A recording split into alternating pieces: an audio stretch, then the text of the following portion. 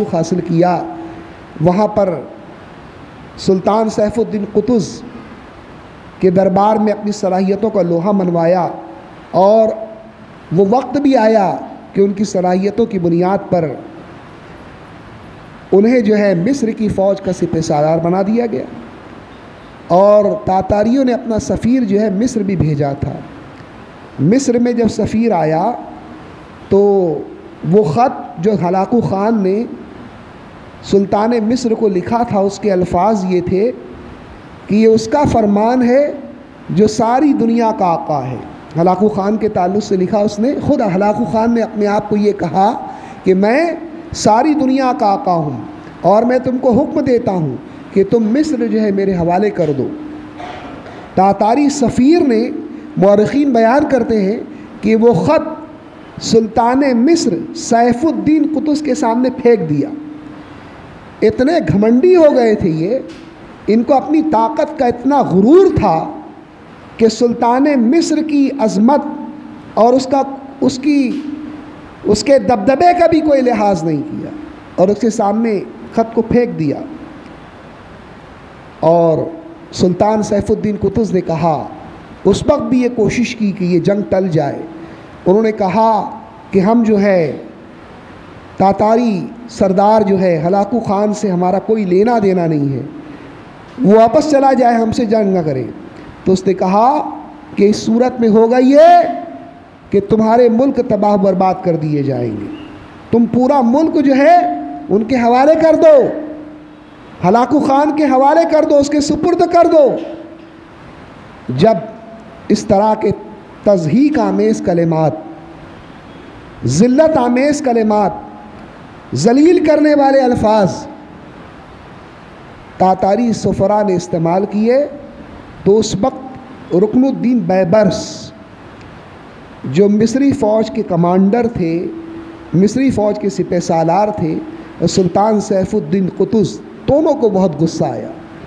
اور انہوں نے کہا کہ ہم تمہاری بات ماننے کو تیار نہیں ہے، اور سلطان نے حکم دیا کہ ان سفراء کو قتل کر دیا جائے۔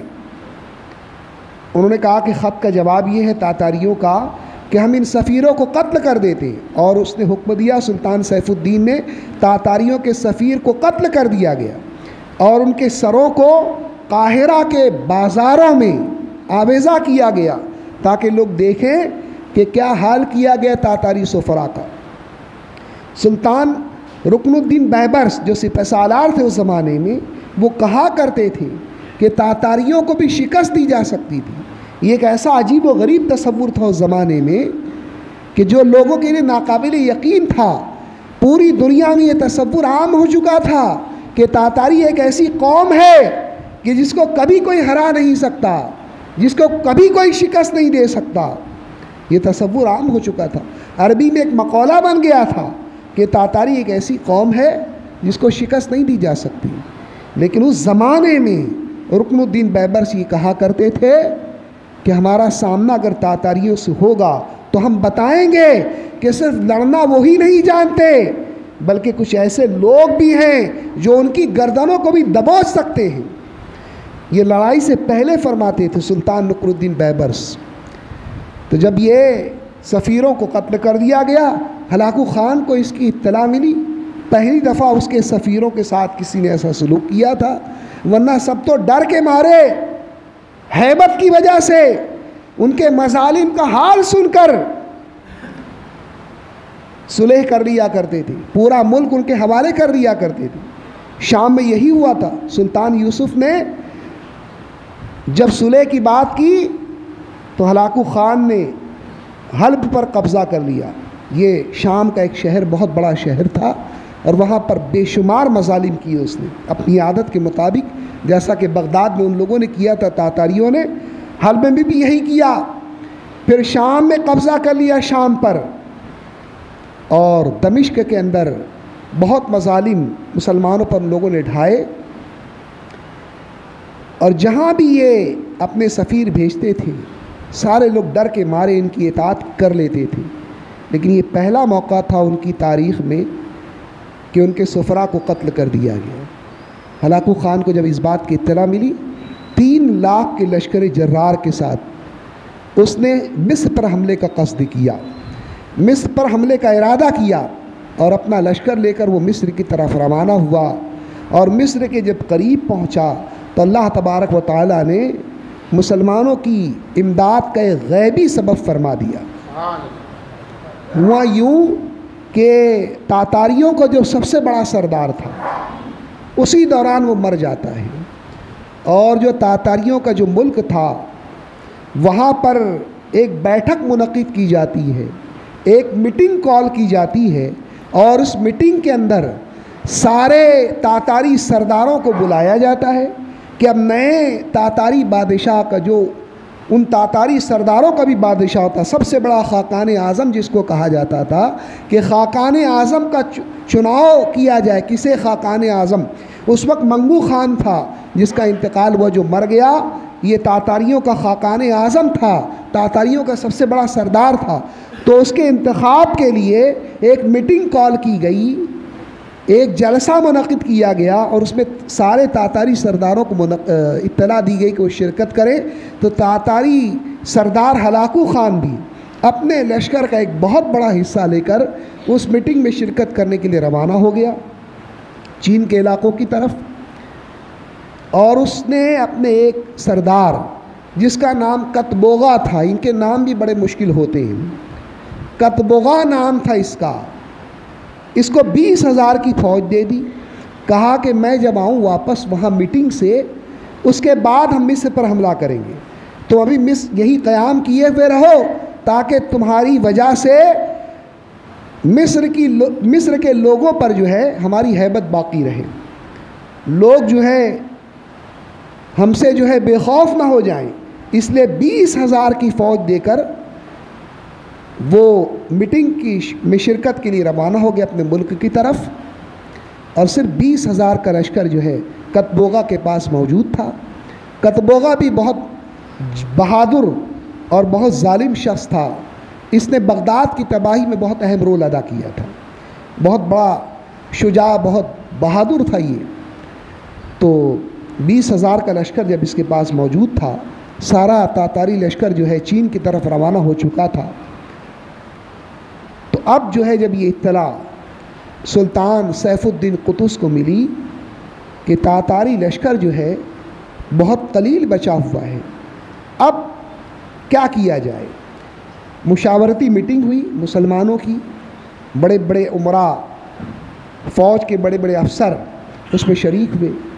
سلطان سیف الدین قطز کے جو سپہ سالار تھے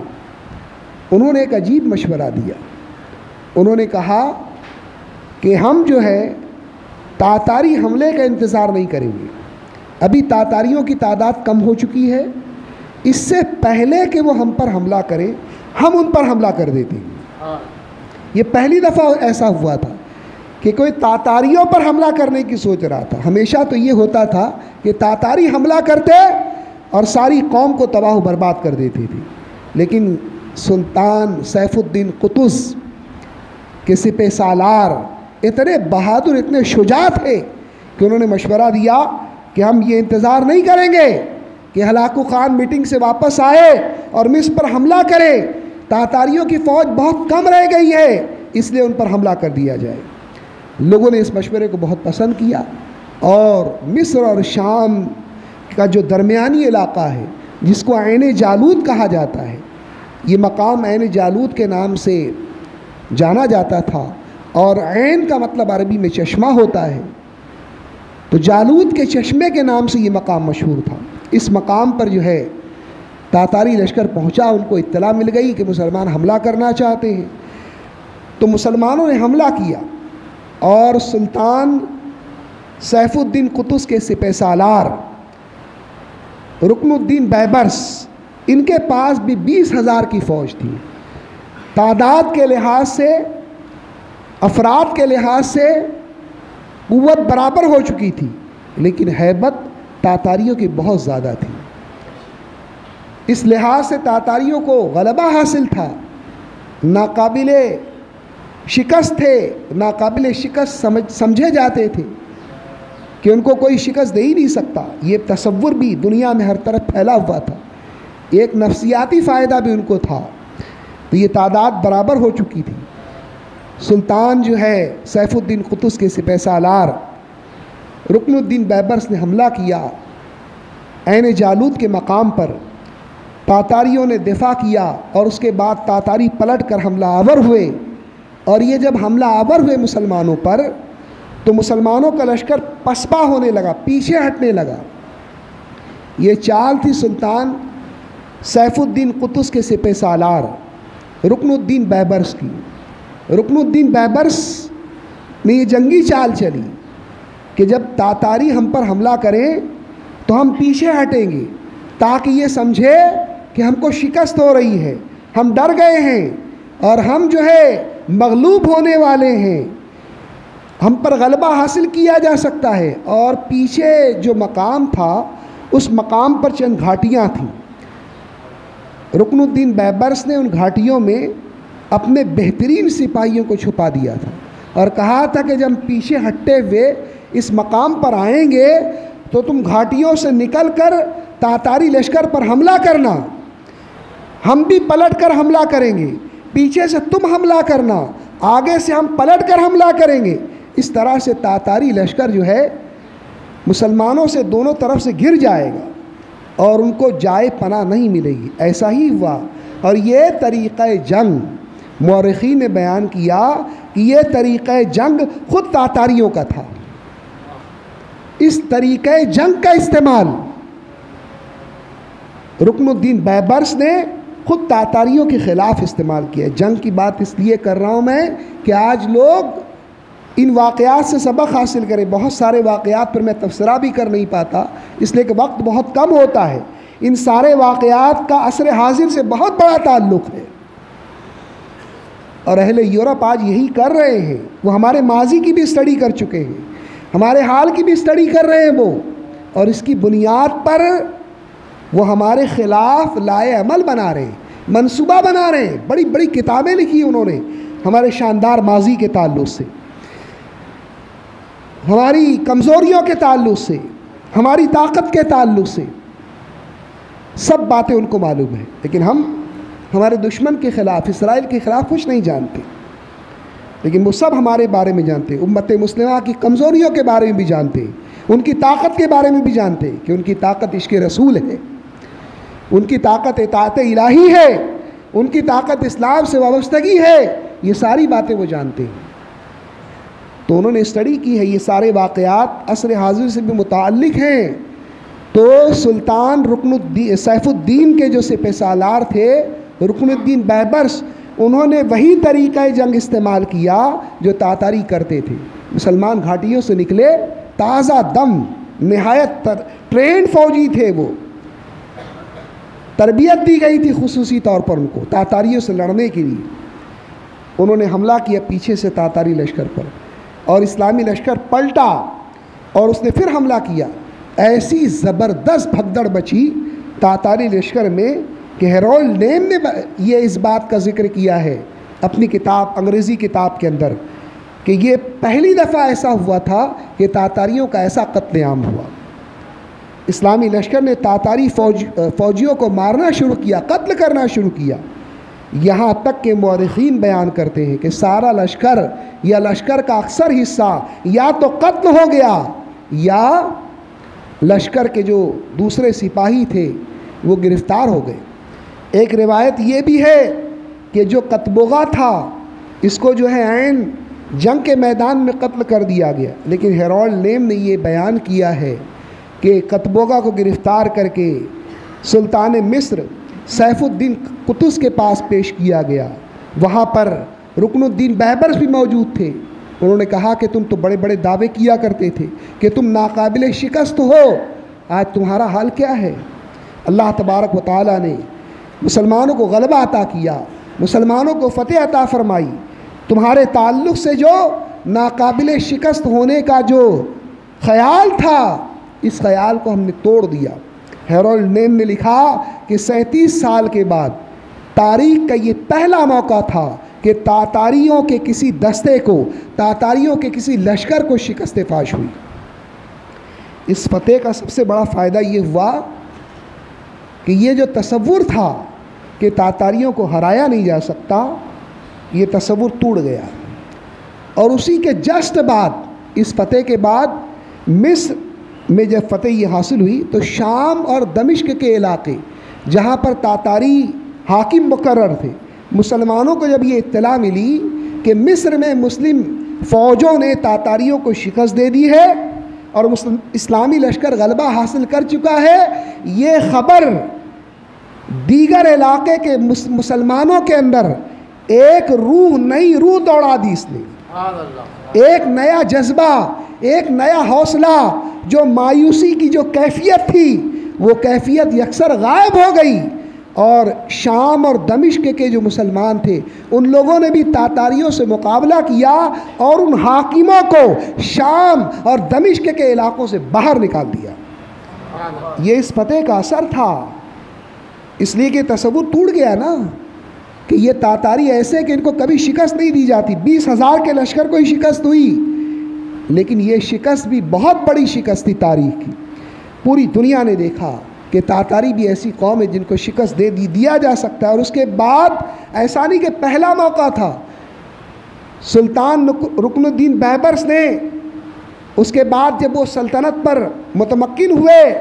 انہوں نے مصر کی سلطنت کی باغ دوڑ سنبھالی، متعدد مواقع پر تاتاریوں کو شکست دی۔ اس کے بعد سلطان علاؤ الدین خلجی جو ہندوستان کے بادشاہ تھے، کئی سال کے بعد تاتاریوں نے جب ہندوستان پر حملہ کیا تو سلطان علاؤ الدین خلجی نے بھی بری طرح سے تاتاریوں کو شکست دی۔ اس ایک فتح کا کتنا بڑا فائدہ ہوا کہ مسلمانوں کے اندر ایک نئی زندگی دوڑ گئی، اور اس کے بعد پھر تاتاریوں نے نہ کبھی مصر کا رخ کیا نہ کبھی شام کا رخ کیا۔ یہ سلطان سیف الدین قطز کی بہت بڑی فتح تھی۔ عین جالوت کے معرکے میں جب شکست ہوئی، کتبوغا کو جب گرفتار کر کے اس کے سامنے پیش کیا گیا، رکن الدین بیبر کے سامنے، تو اس نے کہا، ڈینگ ماری اس نے کہ اگر تم مجھ کو قتل کر دو گے تو تھوڑے دنوں کے بعد مغل آئیں گے، تاتاری آئیں گے، تمہارے ملک پر حملہ کریں گے، اینٹ سے اینٹ بجا دیں گے، تو ان کو تباہ برباد کر دیں گے، اپنے گھوڑوں کے سموں سے تمہارے جسموں کو رون ڈالیں گے وہ، اور مصر کی مٹی کو، مصر کے ہیرے جواہرات کو وہ اپنی جھولی میں بھر کر اپنے ملک کی طرف لے جائیں گے۔ اس نے ڈینگ ماری، لیکن ہیرولڈ نیم لکھتا ہے کہ اس کی یہ ڈینگ، اس کی یہ بڑی بڑی بات کبھی وقوع پذیر نہیں ہوئی، کبھی ایسا ہوا نہیں، اس لیے کہ اس کے بعد کبھی تاتاریوں نے نہ مصر کی طرف رخ کیا نہ شام کی طرف رخ کیا۔ اس کے بعد بہت سارے علاقوں میں تاتاریوں کو شکست ہوئی، اور تاتاریوں کو شکست دینے میں جس ذات کا سب سے اہم کردار ہے ان کا نام ہے رکن الدین بیبرس۔ سلطان سیف الدین جو ہے قطز 1 سال حکمراں رہے، اس کے بعد ان کو قتل کر دیا گیا، اور ان کے قتل کے بعد سلطان جو ہے رکن الدین بیبرس جو ہے وہ مصر کے سلطان بنے۔ ان کے اور بھی کئی عظیم کارنامے ہیں۔ سب سے بڑا کارنامہ تو یہ تھا کہ تاتاریوں کو پہلی دفعہ شکست دی، اس کے علاوہ بھی کئی کارنامے ہیں۔ انشاءاللہ تبارک و تعالی آئندہ جمعے کو ان کے تعلق سے اور باتیں عرض کرنے کی سعادت حاصل کروں گا۔ اللہ تبارک و تعالی ان اچھوں کے صدقے میں ہمارے اندر بھی جہاد کا جذبہ پیدا فرمائے، اور ہمیں بھی اپنی ملت کے لیے، اپنی قوم کے لیے مرنے کی توفیق عطا فرمائے۔ وما علینا الا البلاغ۔ ہمارے ملت چینل پر تو اسے آپ ایک لائک دے دیجئے، ایک لائک کا ایک نشان ہوتا ہے نیچے کی طرف، تو جب آپ لائک کریں گے تو یوٹیوب جو ہے اور آگے اس بیان کو فارورڈ کرتا ہے، جو پوری دنیا میں الحمدللہ پوری دنیا کے مسلمان اس پروگرام کو دیکھ رہے ہیں، تو آپ چاہتے ہیں کہ اس عظیم نیکی میں آپ شریک ہو، حضور سے ہمارے قلوب کو منور کر رہے ہیں، تو ان سنہری باتوں کو، ان قیمتی باتوں کو پوری دنیا میں پہنچانے کے لیے آپ ہماری مدد کریں۔ آپ لائک ضرور کریں اور کمنٹ کریں گے تو اور بھی زیادہ بہتر بات ہوگی، تاکہ دنیا کے اور بھی دوسرے ہمارے جو اسلامی بھائی مسلمان ہیں ان تک یہ پروگرام پہنچے۔ تو صرف کچھ نہیں تو کم سے کم آپ ایک لائک